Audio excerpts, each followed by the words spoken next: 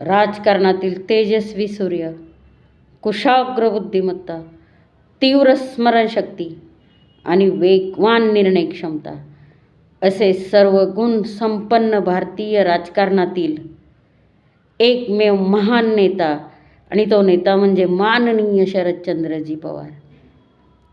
केवळ महाराष्ट्राचेच नाही तर देशाचे राजकारण ज्या व्यक्तीच्या भोवती फिरते तो राजकीय नेता म्हणजे राजकारणातील चाणक्य माननीय शरदचंद्रजी पवार.